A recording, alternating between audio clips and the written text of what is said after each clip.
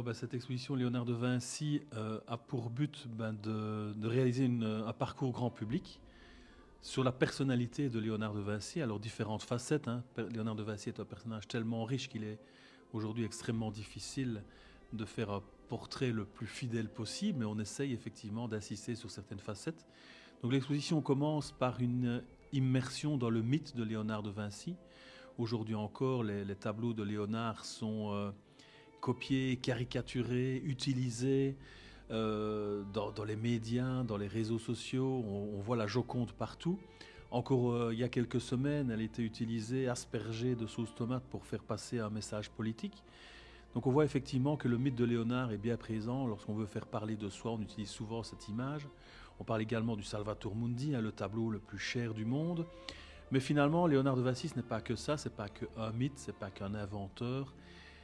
Et l'exposition se dit, tiens, qu'est-ce qu'il nous a finalement vraiment laissé ? Eh bien, il nous a laissé des milliers de pages de codex, quelques tableaux.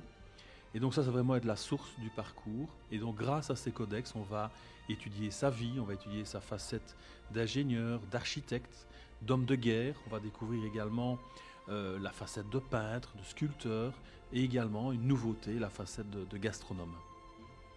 Alors forcément, Léonard, on a tellement écrit, on écrit encore tellement sur lui, que nous, la démarche, c'était justement de ne pas tomber dans le mythe, dans celui qui a tout fait, qui a tout vu, qui a tout imaginé. Et donc, rien que, par exemple, dans les machines, on explique tout simplement que ces codex après lui, qui ont été rassemblés par Francesco Melzi, qui ont été ensuite diffusés et répartis dans plusieurs collections, finalement sont restés très peu connus du grand public. Et aujourd'hui, dire que Léonard a inventé l'hélicoptère, a inventé des machines de guerre, a inventé la voiture, c'est des choses complètement folles forcément et fausses. Et donc on essaye justement d'expliquer ça, que ça n'enlève rien d'ailleurs à son génie. Il a imaginé des concepts, il a imaginé des inventions, il a imaginé des procédés totalement inouïs, mais malheureusement ça n'a pas débouché systématiquement sur du concret. Donc il n'est pas l'inventeur de tout ce que l'on voit, mais il l'a préfiguré effectivement de manière exceptionnelle 400 ou 500 ans avant. Lorsque l'on traite un sujet comme Léonard de Vinci, comme tout autre sujet d'ailleurs, sur des dimensions d'exposition aussi grandes, on est sur 2000 m² ici à la gare des Guillemins, il faut aussi d'abord, quand on conçoit cette exposition, connaître la capacité d'attention du visiteur.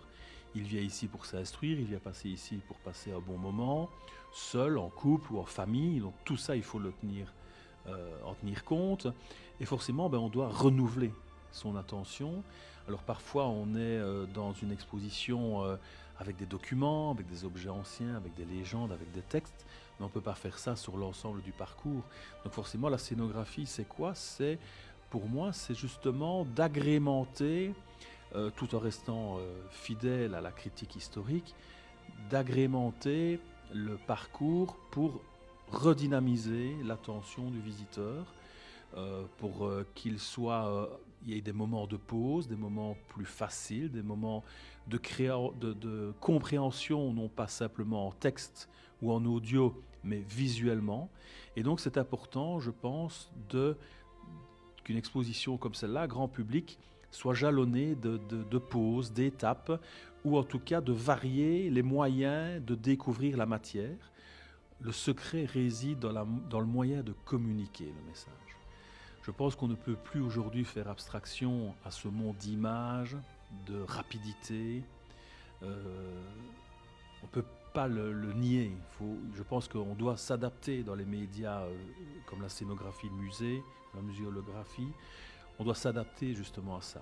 Et je pense que, moi je le constate avec mes propres enfants, il faut leur expliquer, il faut leur montrer différemment. On utilise peut-être plus l'image, on utilise peut-être plus la vidéo. Mais je pense que c'est la communication, c'est le moyen de communiquer. Tout le monde, tous les jeunes, n'importe quelle couche sociale, n'importe quel âge, ne peut être qu'impressionné par Léonard de Vinci, comme ils peuvent être impressionnés par Miro, comme ils peuvent être impressionnés par Matisse, comme ils peuvent être impressionnés par Picasso ou même par Napoléon. C'est des personnages qui étaient simples, c'est des personnages qui ont une histoire à raconter, des messages forts à faire passer. La seule difficulté, c'est de trouver le bon moyen pour s'adresser au bon public.